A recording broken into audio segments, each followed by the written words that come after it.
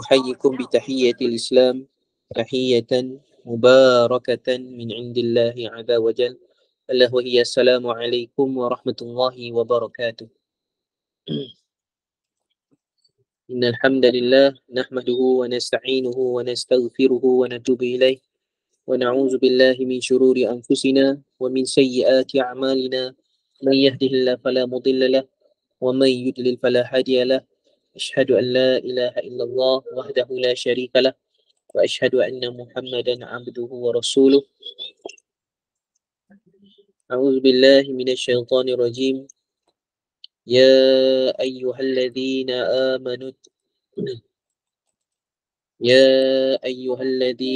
آمنوا اتقوا الله حق تقاته ولا تموتن إلا وأنتم مسلمون.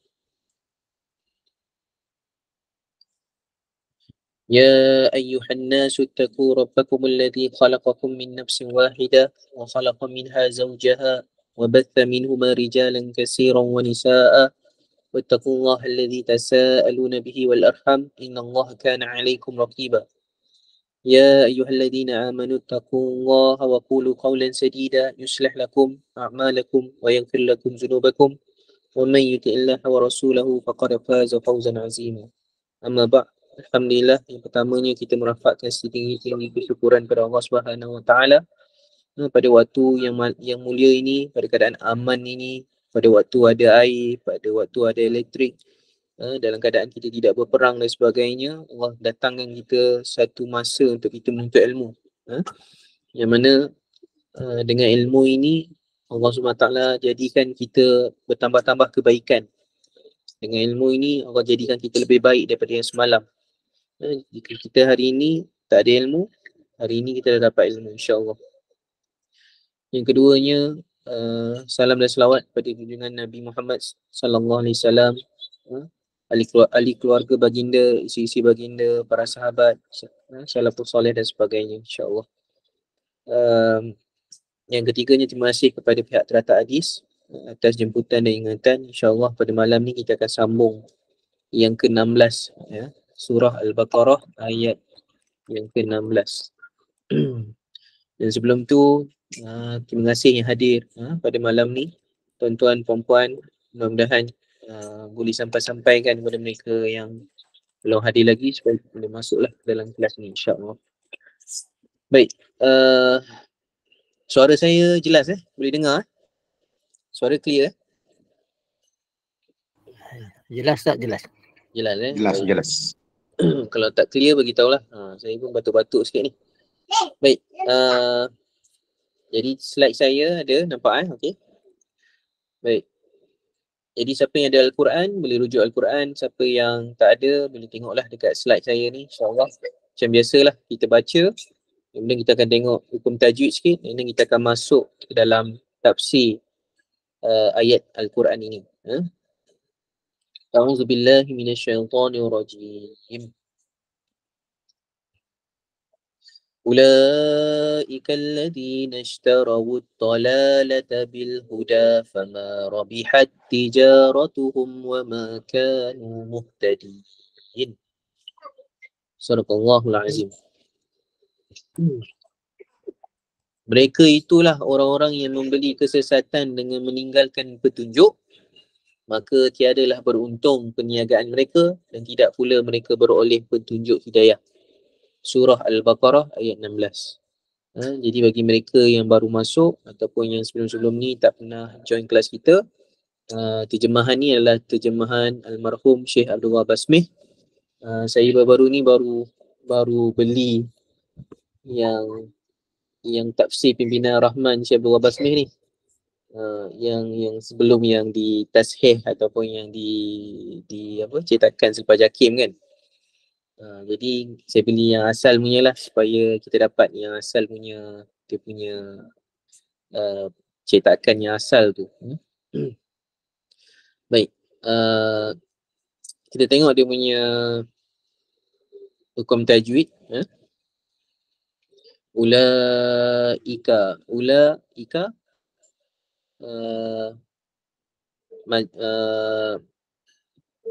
wajib mutasil. Ulaika Alladhi, dha itu lidah kena keluar. Alladhi. Bacaan dia ulaika alladhi. Kalau lidah tak keluar, maknanya kita punya kefasihan atau fasahah kita tak berapa tepat lah. Alladhi. Jadi zi tu selepas zi ada ya, itu mak asli lah. Mak asli 2 harakat. Ulaika alladhi. Mak wajib tu boleh baca 4 atau 5. Ulaika alladhina ishtarawud dalalata bil huda. Dolala. Dolala tu ada alif maksurah, ada alif pendek. Mak asli itu 2 harakat. Dolalata bil huda.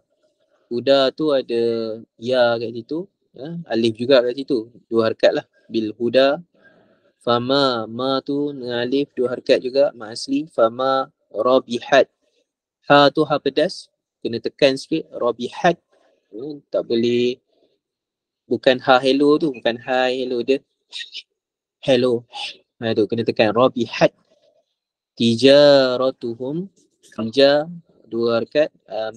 Alif maksurah tu mak asli. Tijaratuhum. Mimati bertemu waw. Izhar syafawi. Tak ada, tak perlu dengung. Jelas, tak perlu dengung. Baca bacaan jelas sahaja. Tijaratuhum wama. Kalau dia dengung, tijaratuhum. Itu salah lah. Tijaratuhum wama kanu muhtadin. Wama ma asli. Kanu ma asli. Kanu ma asli. Muhtadin. Muhtadin. Din tu kita baca 2, 4, 6. Hukum itu ma'arid disukun. Muhtadin. Kalau baca 2, muhtadin. Semua baca 2. Kalau baca panjang, muhtadin. Semua baca 6 lah. Sebab tu kalau kita saya mengajar di di UiTM Puncak Alam tu, kadang-kadang imam tu murid pelajar-pelajar kan. Pelajar-pelajar ni dia kadang-kadang dia baca jadi imam ni dia nak suara sedap je. Jadi bila dia baca Al-Fatihah tu, Al-Fatihah, Bismillahirrahmanirrahim. Dia punya him tu sampai 6 harakat.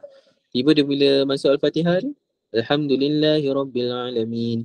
Ar-Rahmanirrahim. Dia tak cantik pula sebab rima dia dah tak sama dah.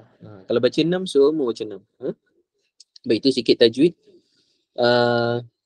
Kita tengok dia punya munasabatul ayat, hubungan ayat. Jadi para hadirin hadirat, kita dah baca sampai ayat 15. Pada pertemuan yang lalu kita dah baca surah Al-Baqarah ni sampai ayat 15. Jadi kalau kita masih ingat lagi, macam biasa kita akan recap.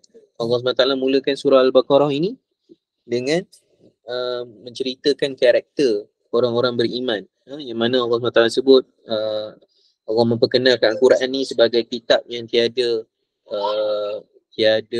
keraguan padanya. La raiba fi, tak ada keraguan. Hudan lil muttaqin, petunjuk bagi orang yang bertakwa. Jadi Allah mulakan Al-Quran ni dengan satu ayat tu, zalikal kitabul la raiba fi hudan lil muttaqin. Jadi kalau orang berhenti kat situ, orang akan tanya, siapa muttaqin tu? Jadi Allah mula dengan alladzina yu'minu, iaitu beriman bil ghaib, dengan perkara ghaib, wa yuqimus salat, mendirikan solat, dan juga berinfak dengan harta yang Allah SWT beri, yang Allah rezekikan padanya. Jadi orang-orang beriman ni dia tak boleh lari daripada 3 ni. Dia kena beriman dengan perkara ghaib, dia kena mendirikan solat, dan dia kena infak daripada harta yang diberi dia. Sebab tu Nabi SAW menunjukkan satu sunnah baginda, iaitu baginda ni tak suka menyimpan ataupun tak suka berlama-lama dalam satu harta, kan. Kadang-kadang satu harta tu, kalau Nabi ada duit dan sebagainya, harta tu tak lama di tangan Nabi. Sekejap je akan dah berpindah tangan kepada ahlu sufah, pada orang-orang fakir miskin dan sebagainya. Nabi suka berinfak lah. Sebab tu dalam hadis disebut, Nabi SAW tiba bulan Ramadan, Nabi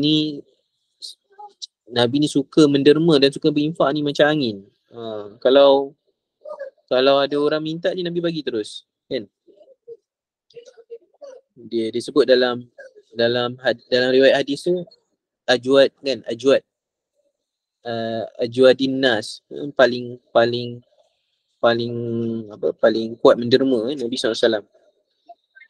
Dan Allah SWT sambung, walladzina yu'minuna bima unzila ilaika wa ma unzila min qabli wa bil akhirati hum yuqinun. Dan orang beriman ni juga, dia beriman dengan apa yang diturunkan kepada Nabi Muhammad SAW dan juga apa yang diturunkan kepada nabi-nabi sebelum tu.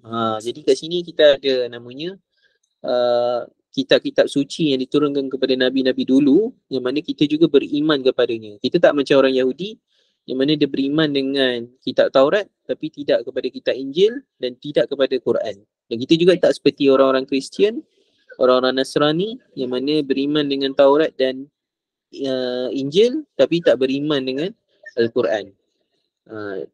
Injil ni dengan maksud bukan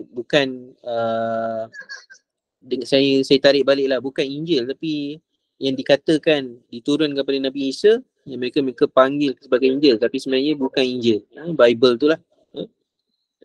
Dan kita umat Islam, kita beriman dengan semua kitab-kitab dan nabi-nabi yang diturunkan, iaitu Nabi Adam sampai ke Nabi Muhammad sallallahu alaihi wasallam. Dan seterusnya Allah menceritakan tentang orang kafir pula, yang mana dalam ayat 6 Allah SWT sebut, innal ladzina kafaru sawa'un alaihim. Orang-orang kafir ni yang mana dalam dan luarannya menayangkan permusuhan, dalam dan luarannya menayangkan permusuhan, yang menayangkan tidak redha kepada orang Islam ni, sawa'un, sama sahaja, anzartahum, sama ada kamu memberi dia nasihat, am lam tunzirhum la yu'minun. Sama je orang-orang yang bukan Islam yang menentang kafir ni, maksudnya kafara ni maksudnya terhapus. Maksudnya kalau dia buat baik dan sebagainya, di sisi Allah tu ada tapi dia tak dikira lah. Sebab tu ada keadaan di mana orang kafir yang masuk Islam, kan, dia kafir dulu dan dia masuk Islam, dan bila dia masuk Islam pada hari kiamat nanti kelak di padang mahsyar, ketika dia ditimbang amalan dia, tiba-tiba ada satu amalan yang banyak datang ke atas dia. Kan, ni disebut dalam hadis kan, hadis dia terkejut dengan amalan banyak ni sebab dia tak banyak amalan dia tahu diri dia macam mana kan, dia masuk Islam pun lambat dan sebagainya. Rupanya ini adalah amalan-amalan ketika dia bukan Islam, ketika dia belum mengucapkan syahadah, yang mana Allah SWT hadiahkan kepada dia. Subhanallah, Allah SWT sangat rahmah. Dia terkejut, tak sangka ada satu amalan. Dia ingat amalan dia tak dikira. Maksudnya kalau dia masuk Islam umur 50 lah baru start amalan dia. Sebenarnya Allah SWT ada percaturan yang lebih, iaitu Allah memberi hadiah. Disebut sebagai hadiah kepada orang bukan Islam, yang mana jika mereka ni beriman, Allah akan beri hadiah kepada amalan-amalan baik yang mereka lakukan ketika mereka tidak beriman.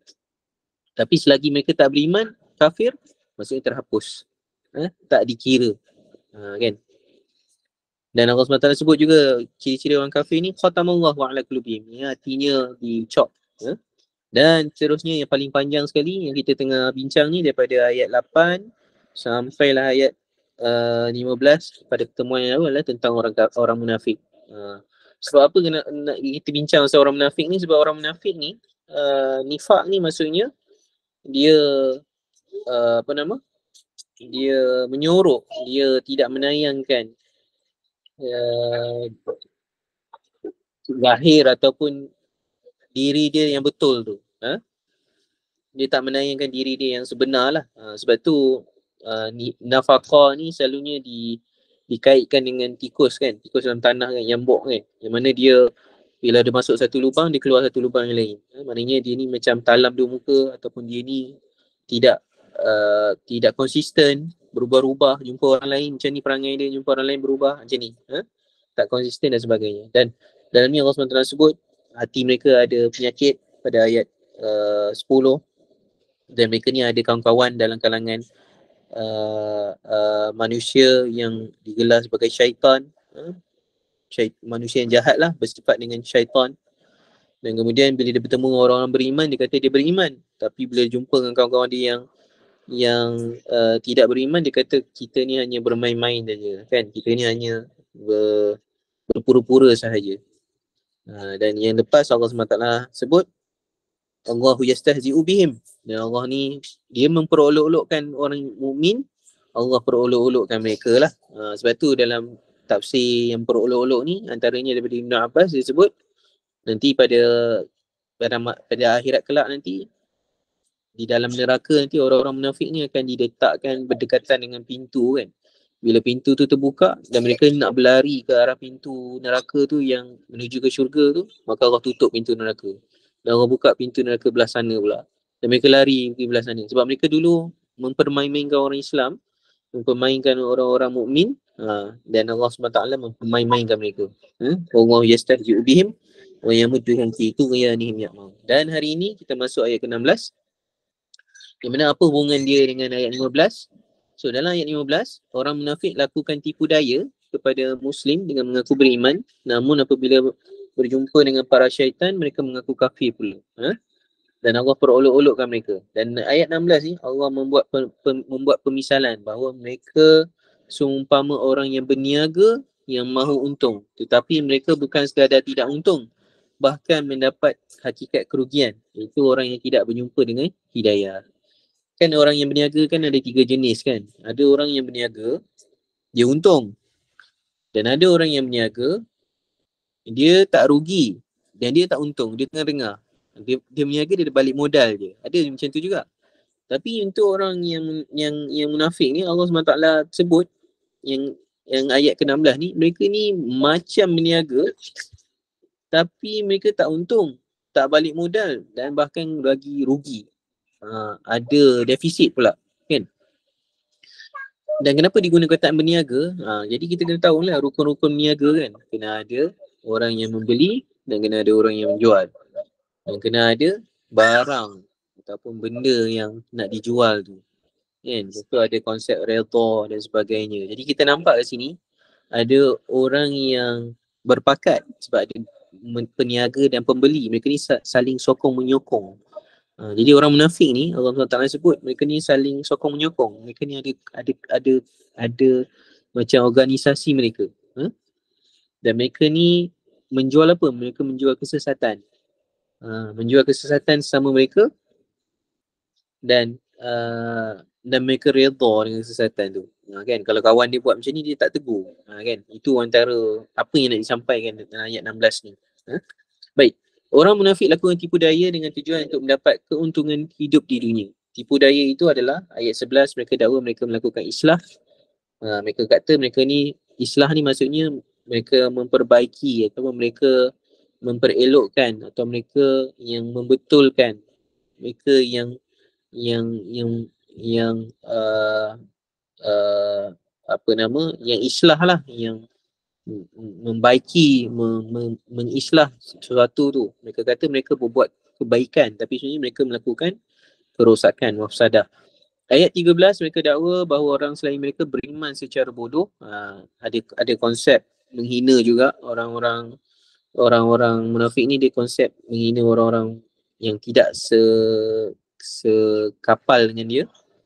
Ayat 14 mereka berjumpa dengan orang beriman, mereka dakwa bahawa mereka beriman. Apabila jumpa dengan syaitan, mereka dakwa mereka kufur dan mereka memperolok ataupun menganjing orang yang beriman itu. Ini antara tipu daya orang-orang munafik yang kita boleh keluarkan secara ringkas daripada ayat-ayat yang kita baca sebelum ni. Okey, semua tindakan mereka itu berpunca dari hati mereka, yang mana Allah SWT sebut fi qulubihim marad. Di hati mereka ada penyakit dan ditambah lagi penyakit. Semua tindakan mereka itu tidak menjadikan mereka mendapat keuntungan. Sebaliknya mereka mendapat kerugian yang lebih dahsyat, iaitu tidak mendapat hidayah. Dalam ayat ke-10 dijelaskan bahawa mereka mendapat azab yang pedih dengan apa yang mereka dustakan. Ayat 10 Allah SWT sebut walahum azabun alim. Jadi ada ancaman api neraka. Bila ada ancaman api neraka, macam kita ajar sebelum ni, kaedah berinteraksi dengan Al-Quran, apabila ada ancaman api neraka, justru apa yang dilarang di dalam tu perlu dielakkan, kerana jika dilakukan ia berdosa besar. Dan dosa besar tidak boleh dihapuskan kecuali dengan taubat nasuha. Ini perlu diketahui lah. Sebab tu bila orang tanya kan, kepada kita, ustaz ni kata halal, ustaz ni kata haram, apa dalil ustaz tu? Kita tanya kan. Jadi kalau ustaz tu kata dia haram sebab macam ni lah, macam ni. Jadi kita kena tanya balik, ada kias ke? Tak ada kias. Ada ancaman api neraka ke? Tak ada ancaman neraka. Jadi sebab tu Allah SWT tempelak orang-orang yang suka menyebut halal dan haram suatu perkara. Sedangkan halal dan haram tu milik mutlak Allah SWT. Bukan milik ustaz, bukan milik mana-mana syekh, bukan milik mana-mana. Dia milik Tuhan. Sebab tu bila nak berinteraksi dengan ayat halal dan haram ni kena ada disiplin. Kena ada kaedah. Tak boleh sembrono sahaja. Sebab tu tadi saya ajar tadi ada dua, sama ada kias, sama ada diharamkan dalam Quran, sama ada diharam dengan lisan Nabi SAW, ataupun ada ancaman api neraka.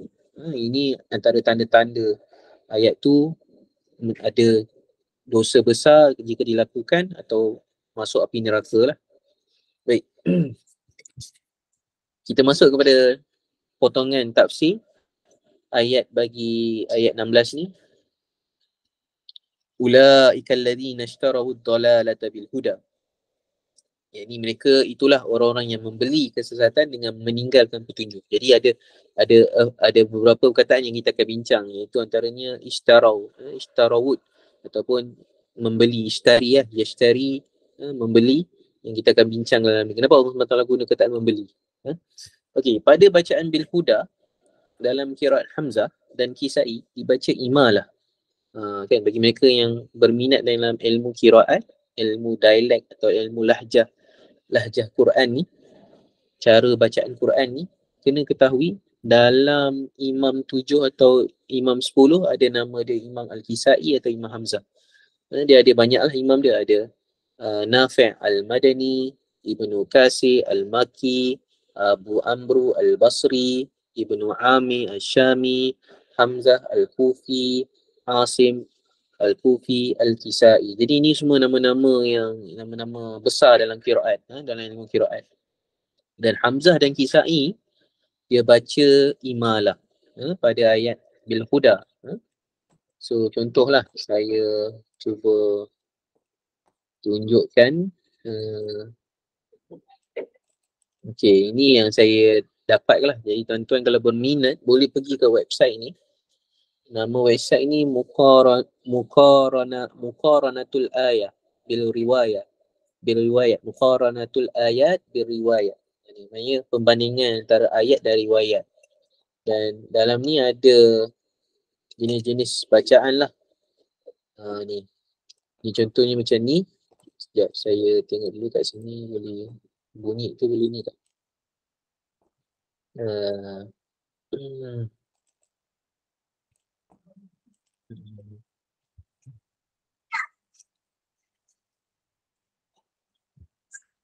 Kalau saya nak tanya tuan-tuan, dengar tak bunyi dia?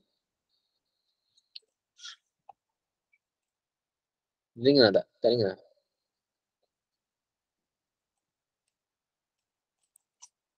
Sekali. Tak dengar?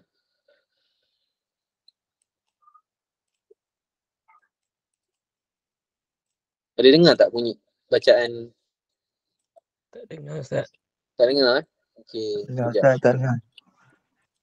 Ya, saya try dulu.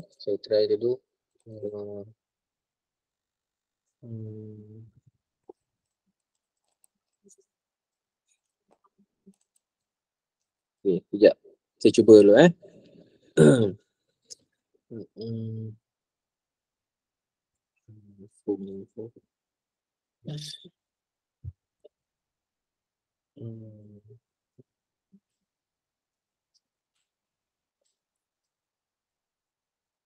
Baba. Baba. Bukan kelas.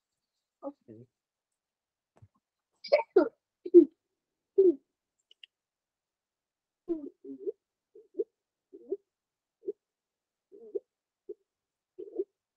Ya, bagi saya masa kejap. Saya cuba bawakan. Okey, dah ni kejap.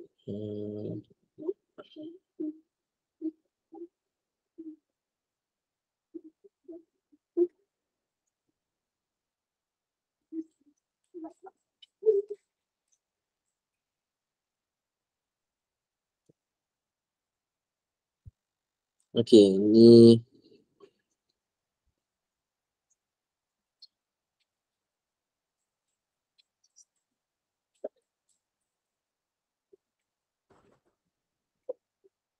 okey ni. Saya try dulu.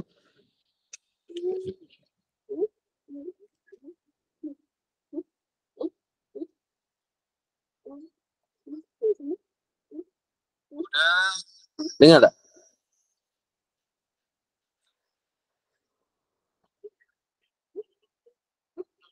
Ulang. Dengar? Tak dengar? Tak dengar Ustaz. Tak dengar. Sekejap Hmm.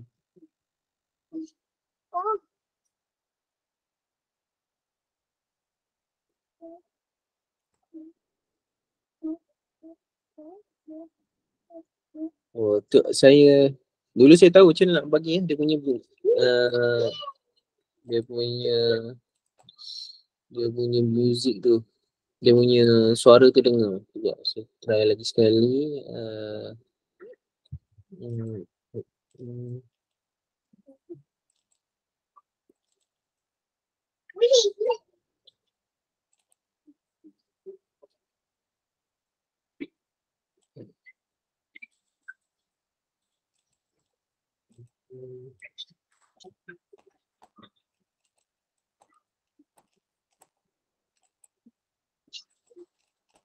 Okay, saya cuba lagi sekali lah. Saya cuba lagi sekali. Ya.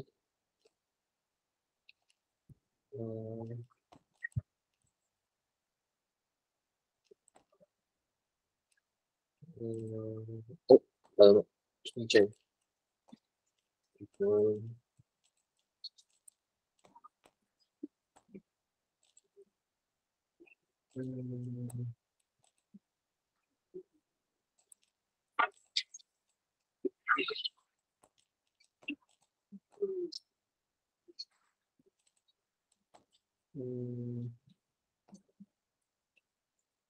Ni yang terakhir lah. Kalau tak boleh, nanti saya bagi link. Tuan-tuan boleh dengar sendiri lah macam mana bacaan dia.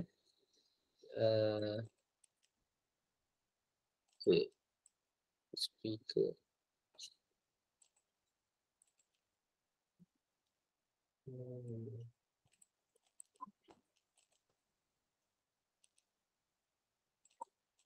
Okay. Alright. Lagi sekali. Dengar tak? أولئك الذين Dengar, Ustaz, dengar. اشتروا الضلالة بالهدى فما ربحت تجارتهم وما كانوا مهتدين. Tu. Dengar kan? Dengar. Alhamdulillah. Jadi imalah ni maksudnya imalah ni dia punya bacaan tu dia sengitkan. Sebab tu bila dalam Quran kan bila kita baca kan Bismillahirrahmanirrahim wa mursaha majrih tu imalah. Dan dari sudut yang menarik lah ada seorang syekh ni dia kongsikan yang menariknya Bismillahirrahmanirrahim tu Allah SWT tengah menceritakan bagaimana Allah sedang menggerakkan kapal bahtera Nabi Nuh. Dan sambil kita baca tajwid tu Bismillahirrahmanirrahim dia menayangkan keadaan bahtera yang sedang sengit, sedang diambung ombak, sengit. Antara mujizat atau ijazul Quran. Jadi sebab tu bila kita baca Al-Quran kan kadang-kadang ada ayat tak boleh berhenti, ada ayat boleh berhenti, ada ayat kena teruskan bacaan waqaf kili dan semuanya. Kadang-kadang kita kena tengok juga apa dia punya konteks tu. Kan? Bila Allah kata bila kita sebut dalam Quran kata jangan berhenti, mamnu', tak boleh berhenti kat sini sebab kita sebut apa? Inni anallah, mamnu', kata saya ni Tuhan contohnya, tak boleh. Kita cakap Allah ni fakir, tak boleh. Ini sebab apa? Memang haram pun. Di luar dalam bacaan pun tak boleh, di luar pun lagi dah tak boleh. Kita tak boleh kata Allah SWT ni miskin dan sebagainya kan. Ini bercanggah dengan akidah kita dan sebagainya. Ni. Okey, tadi sebut Al-Kisai dengan Hamzah. Okey, Hamzah ada dua anak murid, ada Khalaf dan ada Khalat. Khalaf dan Hamzah. Ni pun kita dengar. أولئك الذين اشتروا الضلالة بالهدى فما ربحت تجارتهم وما كانوا مهتدين. Sama juga. Ini Abu Haris An-Kisai. أولئك الذين اشتروا الضلالة بالهدى فما ربحت تجارتهم وما كانوا مهتدين. So Al-Kisai ada dua anak murid, Abu Haris dan An-Duri. Ni. Kita dengar Duri pula. أولئك الذين اشتروا الضلالة بالهدى فما ربحت تجارتهم وما كانوا مهتدين. Okay. Baik.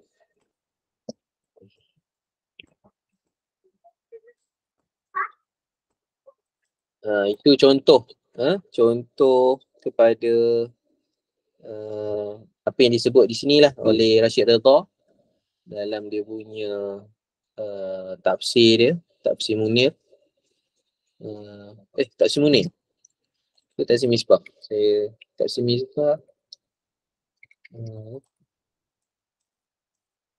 Tafsir Munir Dr. Wabah. Sekejap.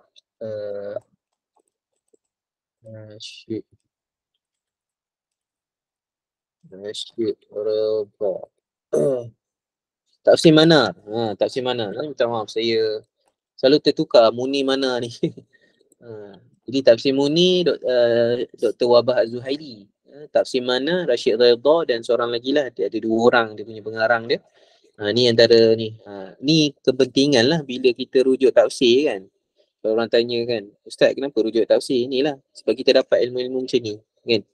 Kalau nak lebih lanjut lagi, rujuk tafsir-tafsir yang mengupas dari sudut bahasa Arab dan sebagainya. Lagi dalam tafsir tu. Sebab tu orang belajar tafsir ni, dia tak dapat juga, bukan dia kena kuasai bahasa Arab dia. Kan? Okey, lagi menurut Rashid Ridha, maksud dengan ulaika, yang ini mereka, yang tadi kita baca tadi, ulaika alladhina ishtarawud dhalala. Ula tu, maksudnya mereka dalam bahasa Melayu kan. Dalam ayat ini adalah merujuk kepada mereka kepada kalangan yang dimaksud dalam ayat sebelum ini, mereka yang berkata amanna billahi wa bil yaumil akhir wa ma hum bimu'minin. Ini orang-orang yang kata macam ni. Dia kata dia beriman dengan Allah, tapi sebenarnya mereka tak beriman. Tu. Jadi bila kalau orang tanya ulaika, siapa orang tu? Ini orang yang kata dia depan orang dia kata dia beriman, sebenarnya dia tak beriman. Munafik lah. Menurut almarhum Syekh Utsaimin digunakan anggotaan mereka itu ulaika, bukan mereka ini, haulai, kerana menggambarkan betapa jauhnya mereka kesesatan mereka. Sebab tu perkataan ulaika ni kan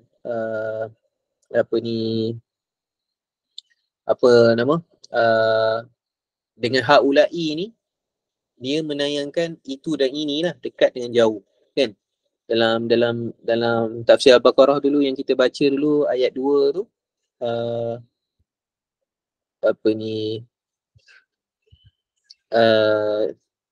tafsir ayat 2 zalikal kitabu la raiba fi. Zalika kan, zalika ini pun menunjuk pada jauh kan. Jadi bila ditafsirkan rupa-rupanya ayat yang ditunjuk jauh ni bukan ayat dalam fasa Madinah, tapi dalam fasa Mekah. Jadi Allah SWT menurunkan wahyu kepada Nabi Muhammad SAW di fasa Mekah, yang mana sepanjang 13 tahun tu ada ayat-ayat yang turun. Jadi dalam surah Al-Baqarah ni Allah SWT menekankan balik ayat-ayat yang pada fasa Mekah tu dengan menyebut zalikal kitabu la raiba fi. Jadi ayat-ayat yang diturunkan pada fasa Mekah tu jangan diragu-ragukan. Okay, itu antara juga tafsir kepada kitab.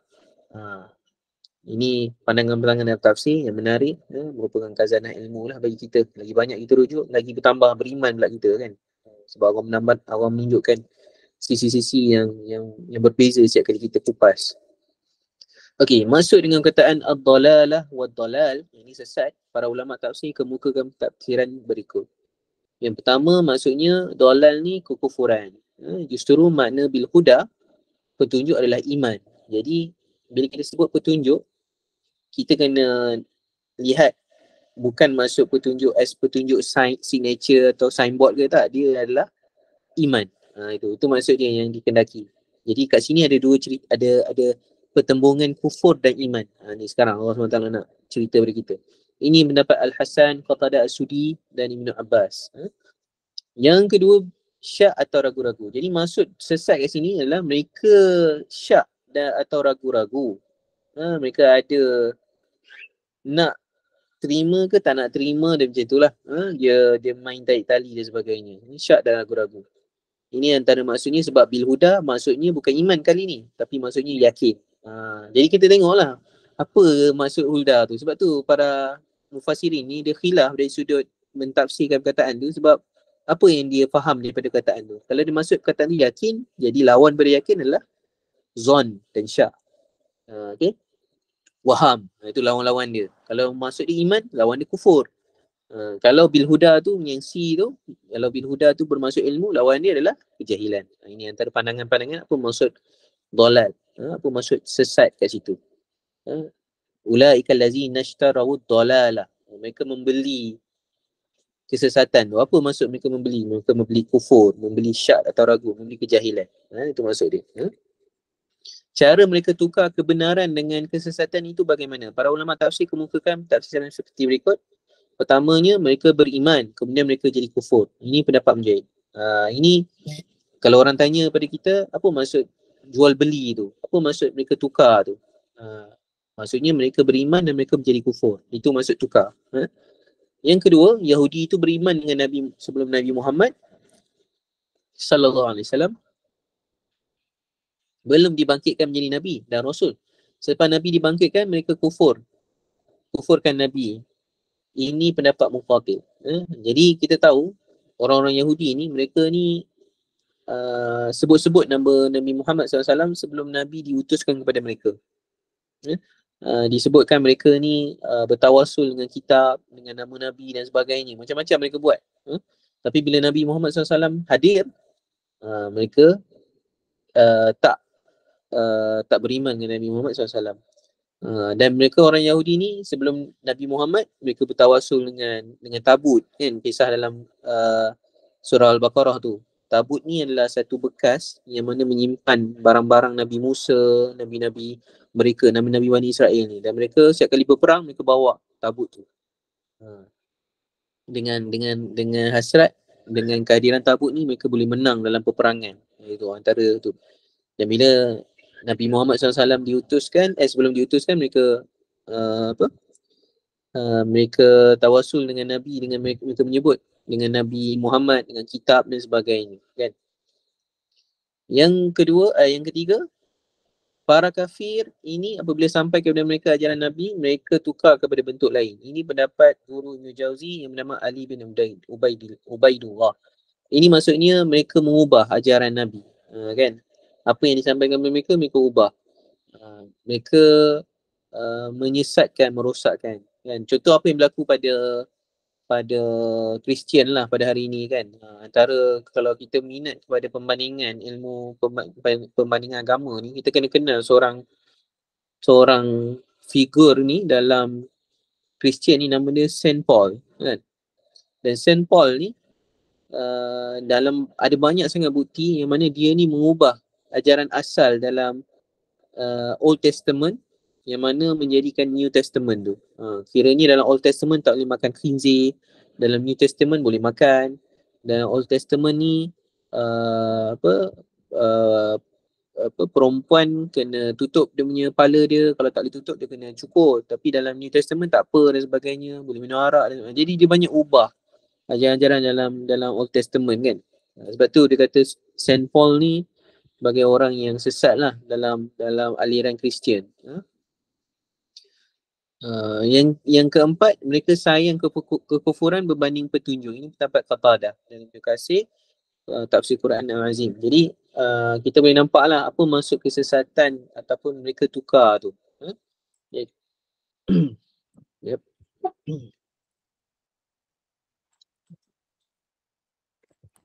Pasang bateri kejap.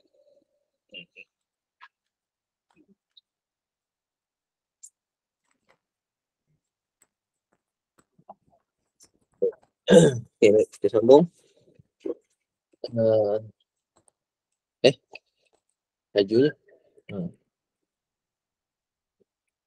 Yep.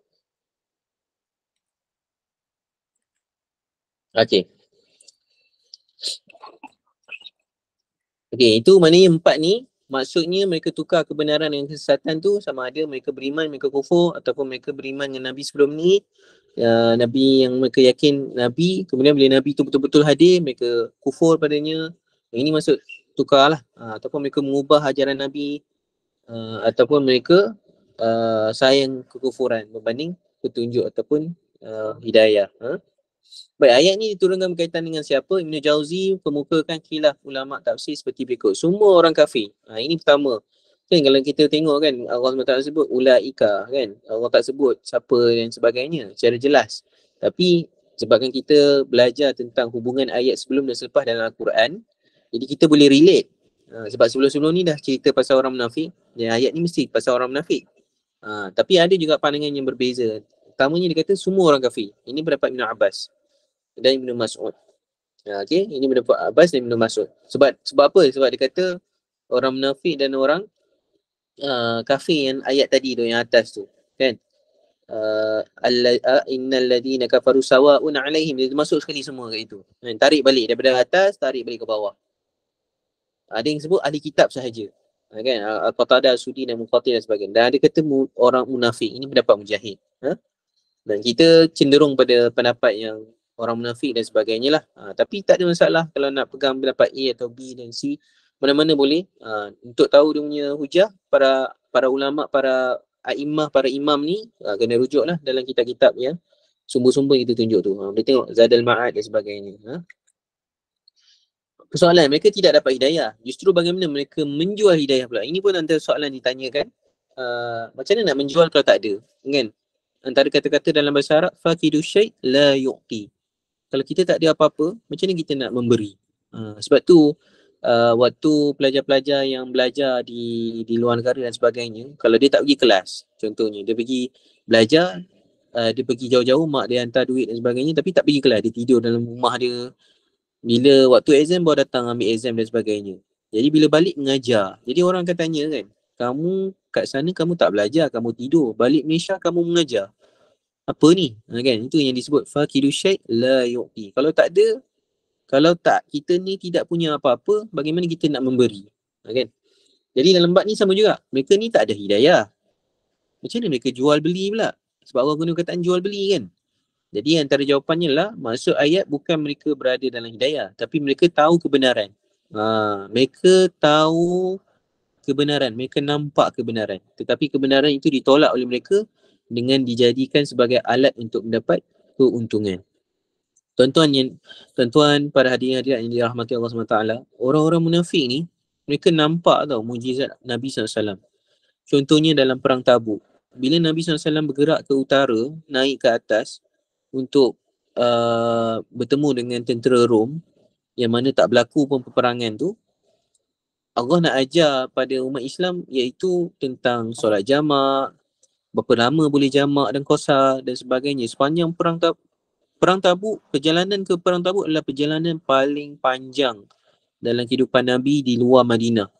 Hampir berbelas-belas hari Nabi duduk di sana, yang mana tak ada air dan sebagainya, dan dengan mujizat Nabi, air itu keluar di celah-celah jari dan sebagainya, yang pelbagai-bagai cerita kan, kita tahu kan.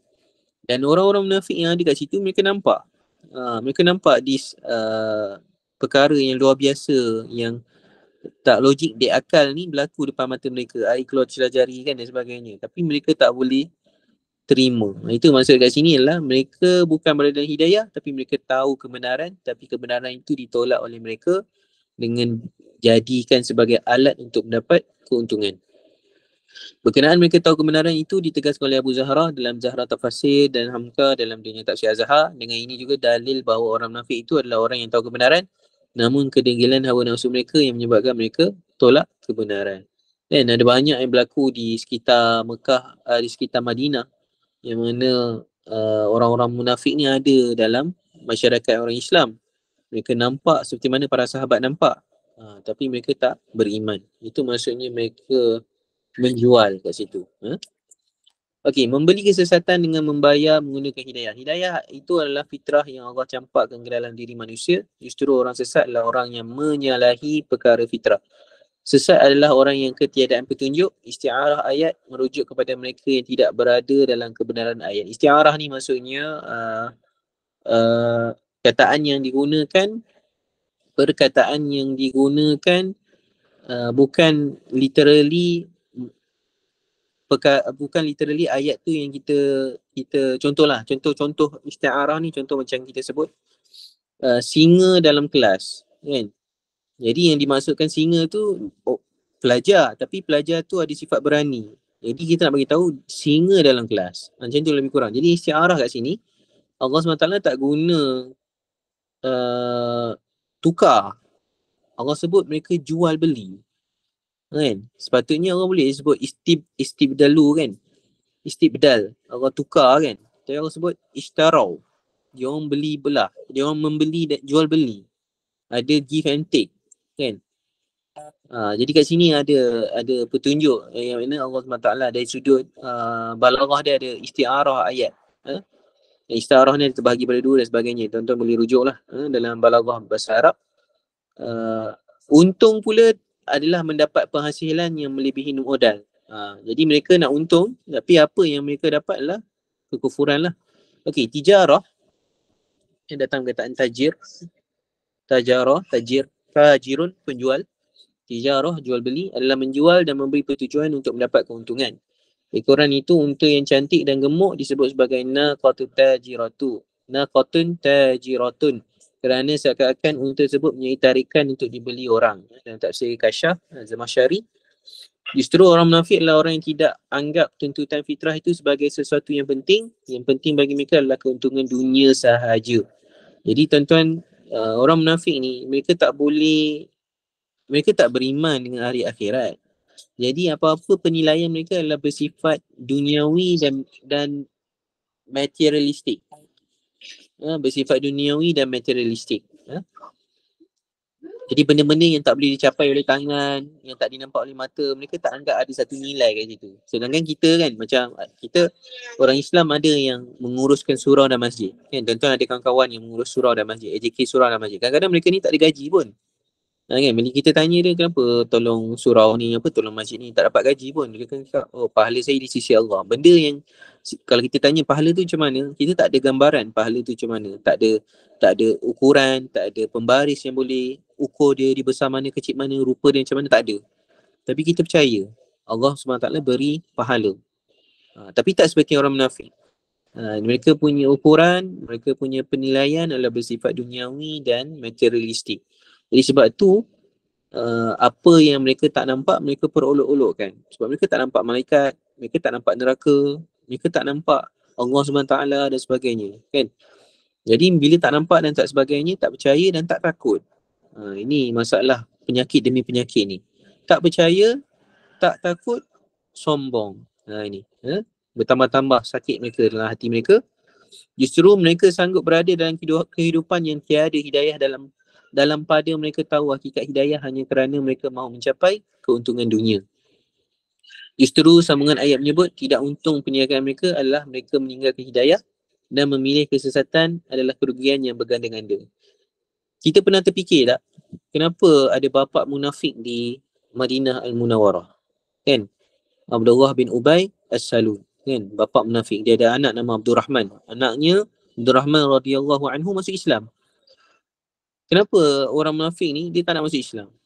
Kenapa? Ada something ke yang mereka tak dapat dan sebagainya? Rupa-rupanya Abdullah bin Ubay Salul ni, macam yang saya cerita sebelum ni, dia adalah veteran. Dia adalah orang lama. Yang mana mereka ni adalah orang-orang yang kita sebut sebagai government in waiting, kan? Orang yang sedang menunggu. Kerajaan dalam menunggu. Dia menunggu kalau sikit je lagi Nabi tak datang, mereka akan jadi pemimpin Yasrib pada zaman mereka. Tapi Nabi hadir ke Madinah dan Nabi diterima oleh penduduk Madinah menjadi ketua mereka. Jadi dari sisi pandangan Abdullah bin Ubay As-Salul pada Nabi Muhammad ni, kira Nabi Muhammad ni macam amik dia punya pimpinan ataupun jawatan yang dia nak. Jawatan pimpinan kuasa ni kan bersifat duniawi kan, dan segala benda yang dia buat untuk menggagalkan dakwah Nabi dan sebagainya tak lain tak bukanlah sebab dia nak dapatkan kedudukan dia sebagai pimpinan tu. Kan, sebab tu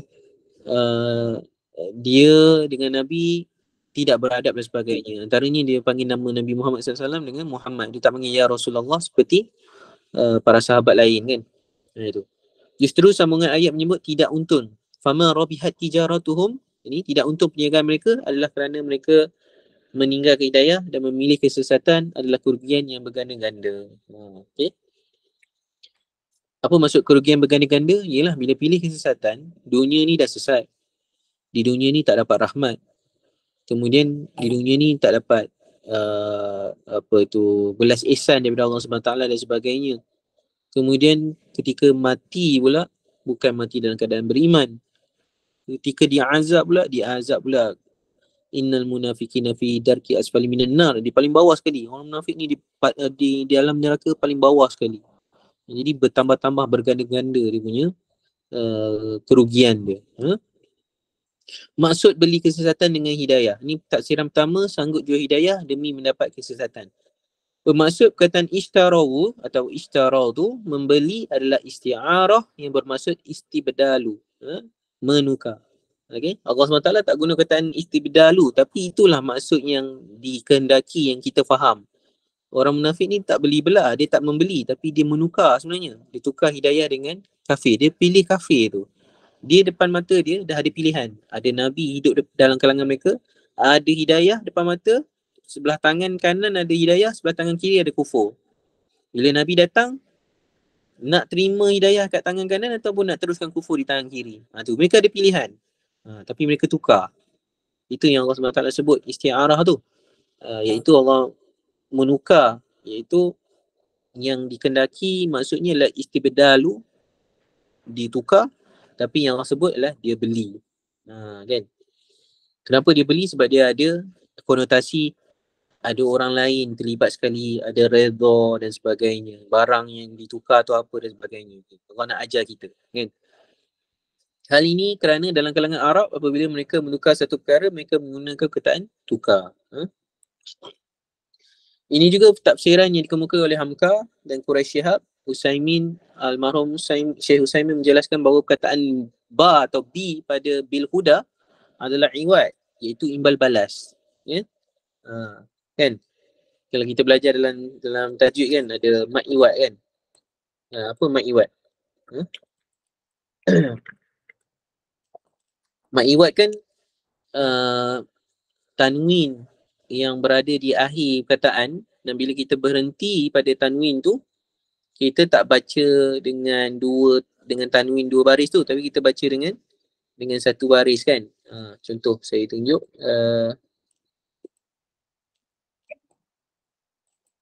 Ni contoh macam ni.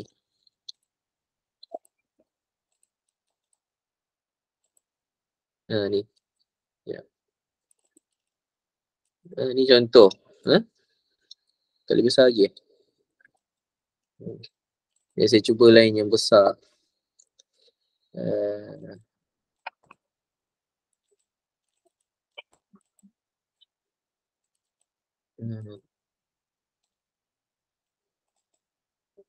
Oh, ni tak besar juga. Ya, saya cuba lagi. Ya.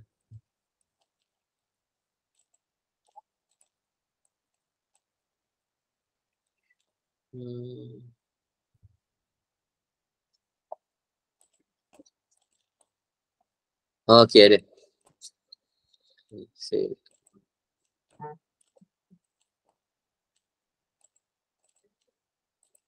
Okey. Okay, tuan-tuan tengok depan ni. Kan, yang warna kuning-kuning tu ialah tanwin. Dan bila kita baca dalam tajwid, kita akan baca contohnya ayat pertama tu bihadza masalan. Kalau kita sambung, tapi bila kita berhenti, hukum kat situ adalah mat iwad, iaitu tanwin akan tak jadi tanwin lah, satu nun tu akan dibuang dan dijadikan satu baris saja. Bihadza masalah bila berhenti. Yang kedua tu asyrata ainan, bila kita berhenti asyrata aina. Kan itu mad iwad. Jadi iwad ni maksudnya dia ubah, kan. Okey, kembali balik.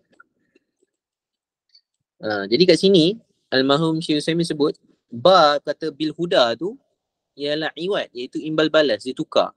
Sebab tu dalam dia punya contoh kat situ kata ishtaraitu saubu bidirham. Aku beli baju dengan 1 dirham.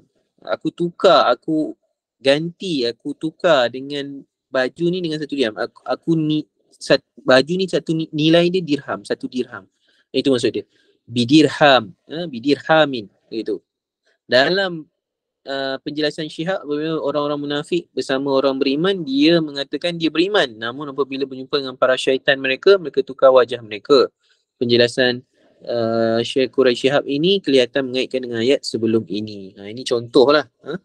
Jadi kataan ba kat situ tu, huruf ja kat situ tu, dia ada dia punya peranan sebagai maksud, iaitu iwad, iaitu imbal balas. Ini antara kaedah juga dalam bahasa Arab.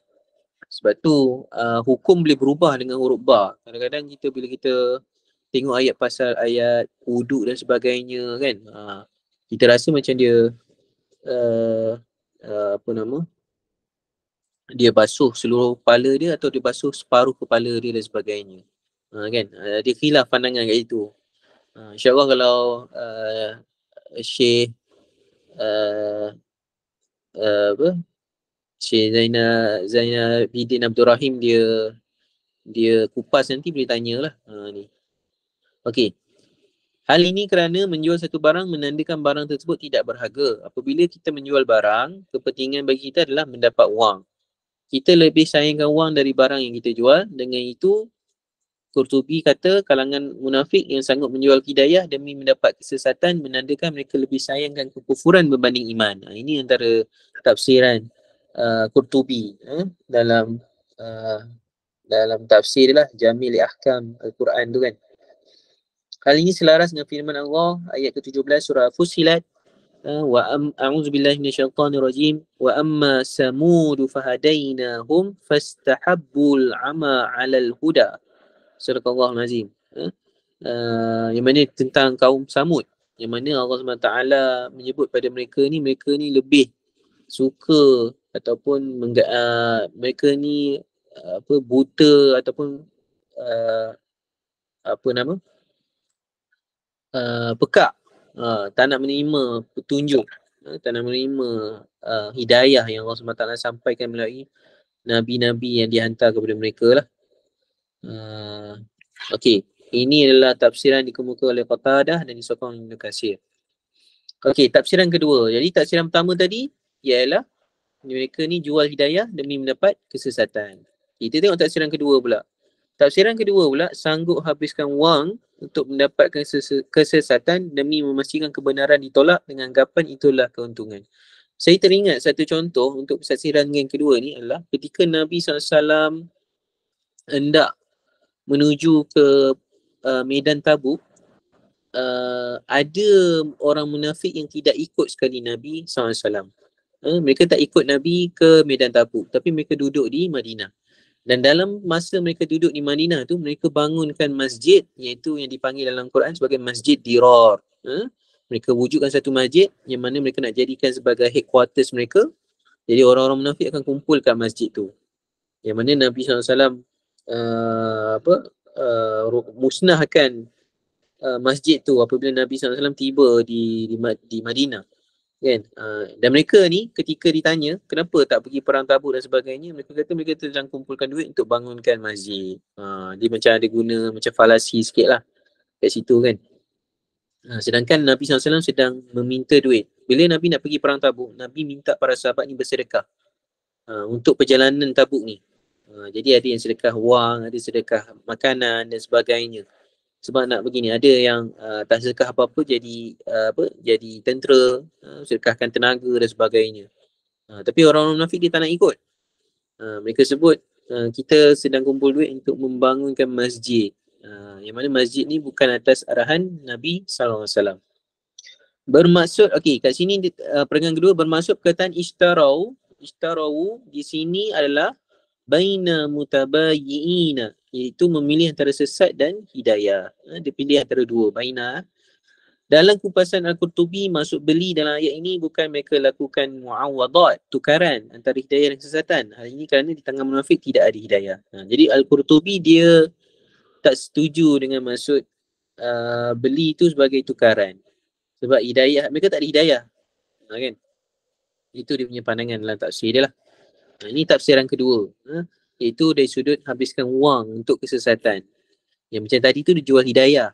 Kan? Jadi Qurtubi ni lebih kepada bab orang munafik ni sanggup habiskan wang dia untuk kesesatan, kekufuran. Jadi orang munafik ni secara tak langsung, kalau kita pegang tafsiran kedua ni, secara tak langsung bermaksud banyak usaha-usaha yang melibatkan untuk menggagalkan dakwah Nabi ni, iaitu orang-orang munafik ni akan keluarkan wang untuknya. Akan keluarkan wang untuk menggagalkan dakwah Nabi SAW. Okey, tetapi maksud beli dalam ayat ini adalah ketika memilih antara hidayah dan kesesatan, mereka sanggup habiskan wang demi mendapat kesesatan berbanding membeli kebenaran. Ini adalah tafsiran Ibnu Abbas, dan Ibnu Katsir kata ini adalah riwayat daripada Ibnu Abbas, Ibnu Mas'ud dan beberapa orang dari kalangan sahabat. Ini juga tafsiran yang difahami dari terjemahan Syekh Abdul Wahab Basmih. Mereka itulah orang-orang yang membeli kesesatan dengan meninggalkan petunjuk. Ini yang kita sebut tadi. Tafsiran ini dibantah oleh Ibnu Katsir. Dakwaan yang mengatakan bahawa orang munafik tidak ada hidayah adalah tidak benar. Hal ini merujuk kepada ayat zalika bi annahum a'udzubillahi minasyaitonir rajim zalika bi annahum amanu summa kafaru fatubi'a ala qulubihim. Ini dalam surah Al-Munafiqun. Allah SWT sebut yang mana mereka ni amanu, mereka beriman, kemudian kafaru fatubi'a ala qulubihim, dan Allah SWT taubat, Allah chop hati mereka ni, tutup hati mereka ni, dah tak boleh dah. Macam itulah sehingga mereka mati. Fatubi'a ala qulubihim. Justru hidayah itu dijual demi mendapat kesesatan. Ia bersebabkan hati mereka sudah dicop, sudah di inilah. InsyaAllah. Jadi itu antara dia punya apa nama, maksud yang dibawa oleh Ibnu Katsir lah dalam tafsiran kedua ni. Jadi almarhum Syekh Sya'rawi, Mutawali Asy-Sya'rawi kata apabila mereka sanggup jual kebenaran, bermakna mereka merasakan bahawa kebenaran itu tidak ada manfaat di dunia mereka. Kan? Ini satu yang kita boleh fikirkan juga kan. Kan ada orang kan, bila kita pergi rumah dia kan, kita nampak ada kitab dan sebagainya, kita tanya dia, baca tak buku ni? Dia kata tak baca dah. Jual lah kat saya. Tak boleh. Dia ada sentimental value. Jadi ada nilai lagi. Sebab tu mereka tak jual. Tapi orang munafik ni, dia dah depan mata dah ada hidayah. Mereka sanggup jual hidayah tu. Maksudnya hidayah ni memang tak ada apa-apa nilai di sisi mereka. Jadi tafsir Syekh Mutawali Asy-Sya'rawi. Subhanallah. So lah, saya kalau ada masa, saya minta tuan-tuan belajar tafsir Sya'rawi ni. Banyak perkara-perkara menarik dalam dia. Syekh Sya'rawi ni, kalau saya boleh tambah sikit lah, Syekh Sya'rawi ni juga yang menyebut tentang orang-orang Yahudi ni, mereka tak boleh bersatu, takkan selama-lamanya bersatu. Sebab tu dalam Quran Allah SWT sebut pada orang-orang Yahudi ni, duduklah di mana-mana di muka bumi ni. Yang bermaksud, kalau kita takwil, duduklah kamu di mana-mana ni, maksudnya kamu ni takkan bersatu, takkan duduk satu tempat. Kamu ni takkan ada negara maksudnya. Itu maksud dia. Sebab apa? Sebab kalau mereka ni hidup bernegara dan sebagainya, Allah SWT akan sebutkan nama kan. Contohnya masuklah Mesir, contohnya ambillah Palestin. Tapi Allah tak guna kata tu. Allah sebut tinggallah kamu di mana-mana di muka bumi ni kan. Yang bermaksud mereka ni akan hidup berpecah belah, takkan duduk bersatu kan. Dan sebab tu ada seorang Rabai ni dalam Rabai Yahudi sekarang ni, nama dia Elhanan Beck. Elhanan Beck ni disebut dalam dia punya Torah, dalam kitab suci mereka, dia kata ada 36 kali larangan kepada orang Yahudi untuk melakukan atau kumpul ataupun membuat negara ataupun tinggal satu tempat bersama-sama secara ramai-ramai. Dia kata ada 36 kali dalam Torah tu melarang. Itu yang menarik jugalah kat situ kan, kalau kita kaji dan sebagainya. Okay, dalam kupasan Hamka pula, orang munafik itu sebenarnya akui kebenaran Islam dan Nabi Muhammad. Namun mereka memilih kesesatan berfaktorkan kehendak hawa nafsu serta perdayaan syaitan halus dan kasar. Hawa nafsu ni pun satu jugalah. Kadang-kadang hawa nafsu adalah hawa nafsu ni bukan sekadar orang-orang kafir dan munafik saja. Kadang orang Islam pun tenggelam dengan hawa nafsu kan. Contoh yang paling dekat dengan kita adalah kelabu mata kerana duit. Contohnya yang pegawai-pegawai immigration yang ditahan, ataupun mereka yang melakukan rasuah dan sebagainya. Ini yang kita kata mereka ni orang Islam, menjaga sempadan negara, menjaga ni dan sebagainya, pegang jawatan penting dalam negara, tapi terlibat juga dengan rasuah. Jadi kita akan tanya, kenapa rasuah? Rupanya duit. Jadi kadang-kadang kelabu mata juga sebab duit ni, kan? Hawa nafsu lah. Jadi moga-moga Allah jauhkan kita lah, supaya kita tak diuji dengan perkara tersebut. Kita tak tahu lagi, kan? Dan sekarang ni juga ada isu-isu lain, contohnya macam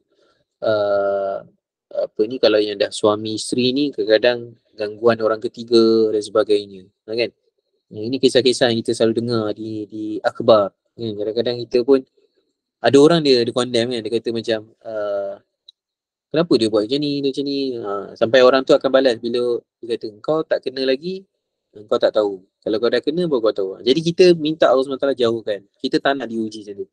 Sebab kalau kita dah uji, belum tentu kita lulus. Sebab kita tak pernah diuji lagi. Kan Allah SWT sebut dalam Quran kan, am hasibatum an tadkhulul jannah walamma ya'tikum masalul ladzina khala min qablikum. Kamu jangan sangka kamu ni akan masuk syurga sedangkan kamu ni tak diuji seperti orang-orang sebelum kamu ni. Kan? Dah diuji baru kamu tahu macam mana tinggi langit tu, kan? Okey. Ini menjadi dalil bahawa orang-orang munafik dalam beragama, keutamaan mereka bukan kebenaran, tetapi berkenaan keuntungan. Mereka tidak kisah berada dalam kesesatan asalkan mereka mendapat keuntungan. Jika mereka mendapat keuntungan melalui cara beriman, maka mereka akan mengakui bahawa mereka beriman. Kan? Ini antara tanda atau karakter orang munafik ni yang berbelah bahagi. Mereka ni tak konsisten. Apa saja yang menguntungkan mereka, mereka akan jadi macam tu. Ini yang talam di muka tu, kan? Adakah kisah-kisah yang berkaitan? Mereka ni memilih macam ni. Setakat ni saya mungkin tak ingat, tapi kalau ada saya akan kongsikan. Yang berkenaan mereka ni berubah-ubah. Okey, kita masuk yang potongan yang seterusnya. Fama rabihat tijaratuhum. Auzubillahi minasyaitanir rajim. Fama rabihat tijaratuhum. Maka tiada beruntunglah perniagaan mereka. Allah SWT guna kataan tajir ataupun jual beli. Dan rabihat ni ada juga dalam hadis di mana Nabi SAW menempelak orang yang berniaga dalam masjid, kan? Dan Nabi doakan orang yang menggunakan masjid untuk tujuan peribadi ni, untuk berniaga atau untuk mengumumkan sesuatu perkataan peribadi ni, semoga Allah tidak menguntungkan apa yang dia usahakan tu. Ini antara doa, kan? Nabi doa bagi mereka yang mengguna masjid untuk tujuan peribadi. Mereka rugi pada perniagaan mereka, mereka sesat dari manhaj agama mereka. Ini tafsiran Syekh Utsaimin. Ayat ini digunakan ayat tidak untung perniagaan mereka, bukan digunakan ayat tidak untung jualan mereka. Ada beza tu. Kalau sebut perniagaan, ia lebih umum. Kalau jualan salah satu unsur bagi perniagaan. Di samping perniagaan ada unsur kos dan sebagainya. Kat sini Allah SWT sebut perniagaan, tak sebut jualan, kan? Tijaratuhum. Menarik, kan? Justru apabila disebut orang munafik ni tidak untung dalam perniagaan mereka, iaitu mereka bukan sekadar rugi dari sudut jualan, bahkan kos mereka juga rugi. Ini antara dia punya, itulah lebih dalam lagi kalau kita fikirkan kenapa guna kataan jual beli, kan?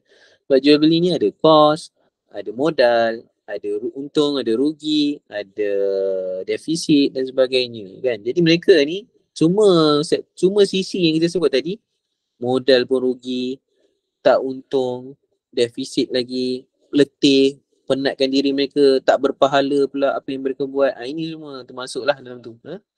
Ayat ini berbeza dengan ayat tidak untung jualan mereka kerana mungkin mereka balik modal tapi hanya rugi dari sudut jualan sahaja. Penjelasannya hampir sama dikemukakan oleh Quraisyihah. Okey, tujuan bagi berniaga adalah untuk mendapat keuntungan dan berusaha semaksimal mungkin agar terhindar dari kerugian. Paling tidak pun balik modal. Namun memandangkan mereka mahu mendapat keuntungan dunia dengan cara menjual hidayah, maka mereka mendapat dua kerugian. Iaitu pertama, rugi di dunia. Yang kedua, rugi di akhirat. So ada dua kerugian kat sini, iaitu kerugian di dunia dan kerugian di akhirat. Jadi kita fahamlah dua ni, tak perlu diterangkan lagi sebab kita dah faham sangat-sangat apa rugi dunia, apa rugi akhirat lah. Rugi dunia macam-macam lah, tak mendapat rahmat Allah, tidak dalam keselamatan, tidak dalam lindungan Allah, tak ada lah, semua tu tak ada. Menurut Qatadah, mereka akan jadi orang yang berpindah. Ini dari hidayah ke sesat, dari taat ke maksiat, dari kesatuan kepada perpecahan, dari aman kepada ketakutan, dari sunnah kepada bid'ah. Ini Fakhruddin Ar-Razi dalam dia punya tafsir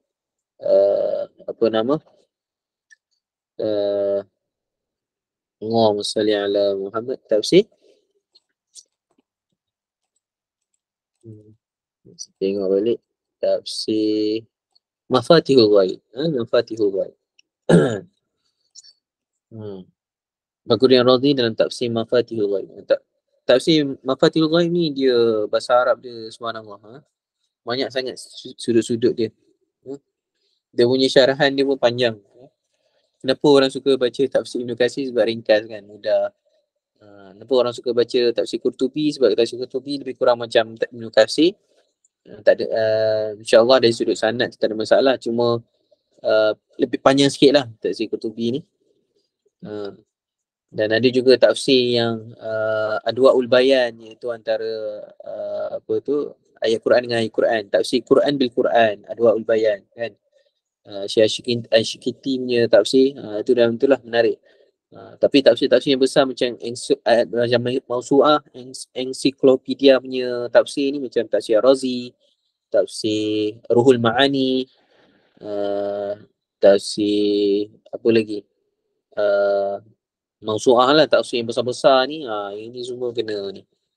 Dan baru-baru ni tafsir Tabari kan ada isu kan, ada seorang prof ni dia suka bawa tafsir Tabari kan, dan dalam mukadimah tafsir Tabari, Ibn Jarir At-Tabari dia menyebutkan yang mana dia bawa semua riwayat. Ini satulah, bila kita belajar tafsir kita kena tahu kaedah dan disiplin mufassir tu.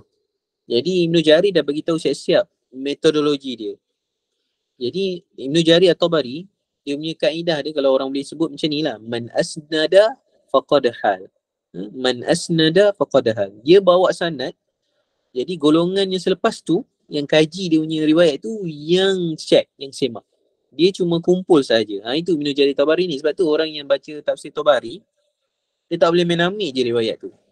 Sebab boleh jadi riwayat tu riwayat yang tertolak ataupun riwayat ni tak sahih dan sebagainya. Kita takut kat situ. Kan dia bercampur-campur sebab dia pengumpul riwayat tafsir. Siapa yang akan semak? Macam tadi saya sebutlah, man asnada faqadaha. Siapa yang bawa sanad, maka terlepas atas bahu dia, atas pundak dia untuk menyemak. Maksudnya orang yang selepas tu akan semak. Kan?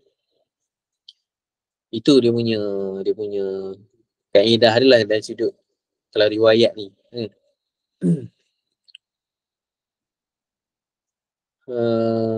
Dan pasal tafsir Tabari ni, baru-baru ni saya tengok, kalau tuan-tuan nak beli lah, ada tafsir yang ditahqiq almarhum Syekh Salah Abdul Fattah Al-Khalidi. Kalau tak silap saya lah, saya nampak satu poster tu, dia tahqiq tafsir Tabari. Jadi bila dia tahqiq, ni lagi bagus lah sebab ada komentar pada riwayat-riwayat tu. Kan? Okey. Mungkin saja mereka dapat keuntungan dari sudut dunia, tapi maksud mereka tidak untung dalam ayat ini adalah tidak untung dari sudut maknawi. Memandangkan tidak untung di dalam konteks maknawi, tidak hairan sambungan ayat disebut, mereka kini bukan orang yang berada dalam hidayah. Ini maksudnya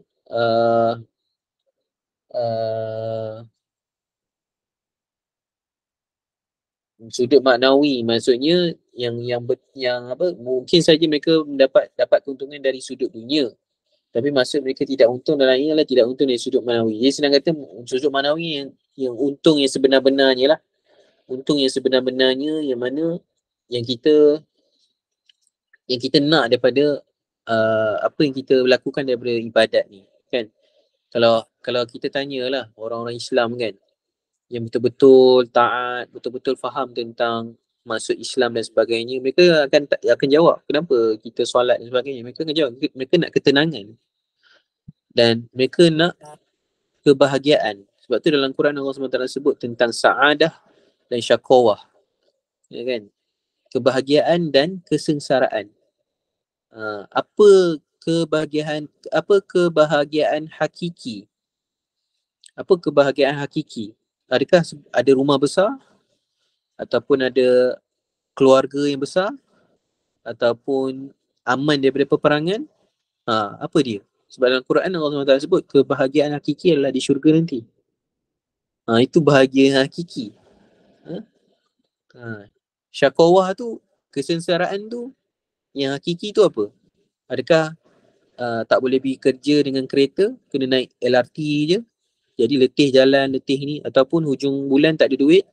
Adakah itu kesengsaraan yang hakiki? Jadi dalam Quran Allah SWT sebut kesengsaraan hakiki ni adalah apabila di akhirat kelak dia masuk api neraka lah. Kan? Nauzubillah min zalik lah. Jadi kat sini ada kita sebut sebagai pandangan alam yang kena betul lah kat sini. Kan? Ada orang dia nampak materialistik saja. Itu orang munafik tu. Dia nampak yang boleh dikira, yang boleh disentuh saja. Kan? Sedangkan kita tak macam tu lah. Okey, potongan yang akhir sekali. A'udzubillahi minasyaitonirrajim wa ma kanu muhtadin. Dan tidak pula mereka beroleh petunjuk hidayah. Wa ma kanu muhtadin. Dalam terjemahan Hamka, dan tidaklah mereka dapat pimpinan. Huda tu diterjemahkan sebagai pimpinan. Maksudnya petunjuk dan sebagainya lah. Dan kita ni maksudnya hidayah lah. Sebab muhtadin tu datang kataan daripada akar kata hidayah juga. Dalam penjelasan Hamka, maksudnya adalah mereka tidak mendapat pimpinan agama kerana mereka meninggal Nabi Muhammad sallallahu alaihi wasallam yang merupakan sumber bagi pimpinan hidayah. Hal ini kebenaran hanya satu, iaitu kebenaran yang dibawa oleh Nabi Muhammad sallallahu alaihi wasallam. Selain daripada itu semestinya sesat. Ini maksud dia lah.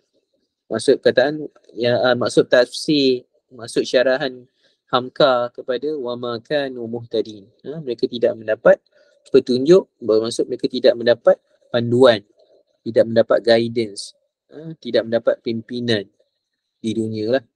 Dengan maksud lain mereka sesat lah. Itu maksud dia.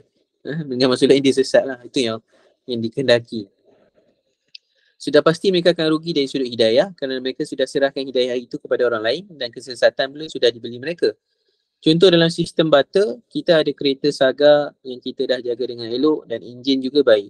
Lalu ada orang nak tukar kereta, kita ini dengan kereta Saganya yang dia dah bubuh sport rim, kita tertipu dengan kecantikan kereta Saga kawan kita itu, maka kita pun akad jual beli, kita tukar Saga dia dengan Saga kita, rupa-rupanya Saga yang sport rim cantik itu, enjinnya tidak elok dan rosak beberapa ketika pula. Pada masa itu kita mula merasa rugi dan menyesal. Maka demikianlah perumpamaan Tuhan terhadap orang yang membeli kesesatan dan membayar hidayah. Sudahlah mereka tidak ada hidayah, mereka pula berada dalam kesesatan, semakin jauh dan buta dari kebenaran.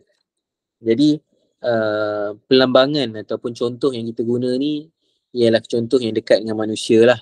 Apa-apa yang kita lakukan, dia berbeza dengan Allah SWT, yang bila Allah SWT memberi contoh, Allah guna pelambangan yang Allah cipta, macam matahari, macam hujan, macam awan, macam gunung dan sebagainya.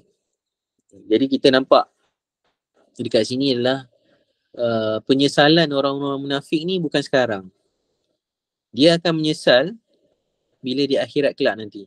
Dia akan tahu enjin kereta dia rosak bila akhirat nanti. Sebab kat dunia ni nampak cantik je dia tukar kereta tadi. Tapi rupa-rupanya di akhirat nanti baru dia tahu enjin dah tak elok, tayar dah botak.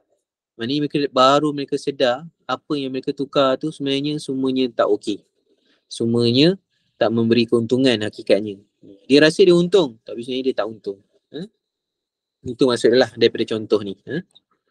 Walaupun mereka tahu kebenaran, memandangkan mereka lebih pentingkan keuntungan berbanding kebenaran, maka Allah tidak menjadikan mereka menerima hidayah. Maka mereka kekal sebagai orang yang sesat. Maksud dengan kini mereka tidak ada dalam hidayah, ada dua maksud. Mereka semakin tidak ada ilmu berkenaan Allah, mereka semakin menjauh dari kebenaran. Apabila mereka tidak dapat hidayah pun, mereka sudah berada dalam kesesatan. Ini kan pula mereka semakin jauh dari kebenaran. Sebab tu antara ciri-ciri munafik adalah dia rasa berat untuk hadiri solat jemaah, kan? Dia rasa berat. Jadi kita tahu dalam sirah Nabi SAW, Nabi ni akan berkhutbah, kan? Dalam masa ke semasa Nabi akan berkhutbah. Jadi kalau orang munafik ni tak ikut serta dalam solat berjemaah, bila masa mereka akan dengar hidayah-hidayah yang keluar daripada mulut Nabi SAW tu, kan? Petunjuk-petunjuk yang Nabi SAW kongsi dengan orang-orang Islam lain pada waktu tu. Jadi mereka tak datang, mereka tak ni. Jadi ini ada tanda-tanda lah. Sebab mereka ni memang Nabi sebut, orang munafik ni dia akan rasa berat, kan? Dia akan rasa berat untuk solat subuh jemaah, untuk solat isyak secara berjemaah. Ini antara tanda-tanda dia. Al-Kamakal. Dalam ayat sebelum ini, iaitu ayat 11, bahawa mereka anggap mereka adalah kelompok yang melakukan islah. Dalam ayat 13 pula mereka anggap orang selain mereka bodoh. Ini berarti mereka anggap tindakan mereka itu adalah kebaikan dan kebenaran. Apabila mereka sudah percaya begitu, maka tidak dapat hidayah. Itu sudah sebati dalam diri mereka. Dengan itu, pasti mereka tidak akan kembali kepada kebaikan dan kebenaran. Ini tafsir almarhum Syekh Utsaimin lah. Jadi ni dia terang lagi lah. Baik, tamat. Jadi ini sedikit sajalah pada malam ni insyaAllah yang berkaitan dengan tajuk kita. Jadi kita akan masuk pada pertemuan yang akan datang ialah ayat ke-17 lah. Yang mana Allah SWT menggunakan pelambangan daripada ciptaannya. Yang mana bermaksud, kita tengok dia ni maksud dia. Perbandingan hal mereka, yang ni golongan munafik itu samalah seperti orang yang menyalakan api. Apabila api itu menerangi sekelilingnya, tiba-tiba Allah hilangkan cahaya yang menerangi mereka dan dibiarkan mereka dalam gelap gelita, tidak dapat melihat sesuatu pun. Kan? Jadi kalau kita baca ayat ni dan kita tahu konteks orang munafik dalam Madinah, jadi kita akan nampak cahaya tu adalah cahaya wahyu, cahaya Rasulullah yang berada dalam tengah-tengah masyarakat di sana, yang mana Al-Quran yang mereka dengar dalam solat berjemaah dan sebagainya, kan? Jadi mereka ni duduk dalam nyalaan, terkena lah nyalaan cahaya api tu. Mereka dapat rasa bahang cahaya api tu, tapi Allah SWT akan hilangkan cahaya tu dan mereka hilang, mereka pun sesat gelap gelita. Nanti kita akan tengok tafsir tentang ayat ni, dan tafsir yang lebih menarik lah tentang ayat-ayat yang berkaitan dengan ni. Sebab Allah SWT menggunakan pelambangan api, dan Allah menggunakan pelambangan cahaya. Kat dalam ni ada perkataan nar, ada perkataan adha'at, itu cahaya, daud, kan? Dan Allah SWT guna perkataan nur, kan? Apa beza da' dengan nur, kan? Nur ni cahaya, kan? Daud pun cahaya juga, Diak pun cahaya juga. Tapi bulan diguna sebagai nur. Cahaya bulan dipanggil sebagai nur. Tapi kalau matahari diguna Diak. Cahaya matahari Diak. Dua-dua cahaya juga. Tapi Diak ni ada kesan panas, ada terasa kesan dia. Nur ni cahaya lah. Dia tak ada terasa tapi dia cahaya je. Kan? Ini menarik tentang Al-Quran. Setiap penggunaan perkataan dalam Quran, Allah SWT letak pada situ tauqifi, Allah letak pada situ ada sebab-sebabnya, ada hikmah dia untuk kita tadabbur, untuk kita tafsir sama-sama insya-Allah. Baik. Wallahu a'lam. Ada soalan?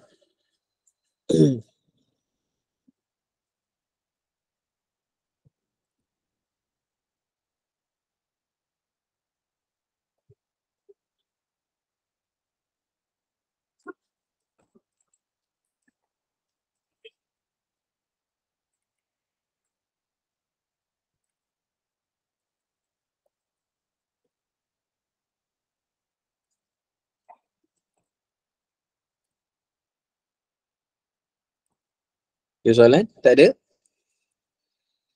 Semua faham Jelas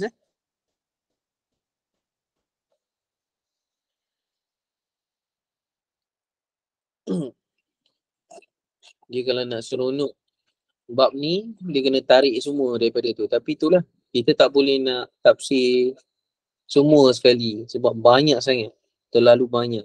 Lepas tu kita buat satu-satu kan. Mungkin ada orang kata, alah ustaz lama ni, ustaz lambatnya kan. Kita nak cepat-cepat ni, nak bagi cepat habis lah ustaz. Nak dengar cerita ni pula, cerita tu. Tu susah sikit. Kalau nak buat macam tu, kena buat kuliah Asbabun Nuzul. Asbabun Nuzul boleh insya-Allah. Asbabun Nuzul boleh lompat-lompat. Tapi kalau tafsir macam ni, kena ni. Sebab kita ada dalam ulumul Quran ni lah, munasabatul ayat ni, berkaitan ayat sebelum dan selepas. Ya kan? Kita nak relate. Ayat ni dan ayat ni, ayat ni dan ayat ni dan sebagainya. Contohnya dalam Quran, surah Al-Baqarah, Allah SWT sebut, A'udzubillahi minasyaitanirrajim. Ya ayyuhalladzina amanu, la takulu ra'ina wa kulu unzurna wasma'u walil kafirina azabun alim. Surah Allahul Azim. Ayat ni, Allah sebut dalam surah Al-Baqarah. Tapi ada satu lagi ayat dalam surah An-Nisa yang boleh dikaitkan. Jadi memang kena tengok dia ayat-ayat ni lah. Tak boleh lompat-lompat. Jadi harap tuan-tuan boleh bersabarlah dengan saya insya-Allah. Sikit sebanyak kita akan masuk makin jauh dan insya-Allah makin menarik lah. Makin menarik insya-Allah. Jadi itu sajalah. Kalau tak ada soalan dan sebagainya, saya minta maaf atas kekurangan pada hari ini. Apa yang baik datang dari Allah SWT, yang buruk daripada kekurangan diri saya insya-Allah. Ma asabaka min hasanati fa min Allah wa ma asabaka min sayyi'atin fa min nafsik. Arsalnaka lin-nasi rasulah wa kafa billahi syahida. Assalamualaikum warahmatullahi wabarakatuh. Terima kasih semua. Waalaikumsalam. Terima kasih Ustaz. Ya.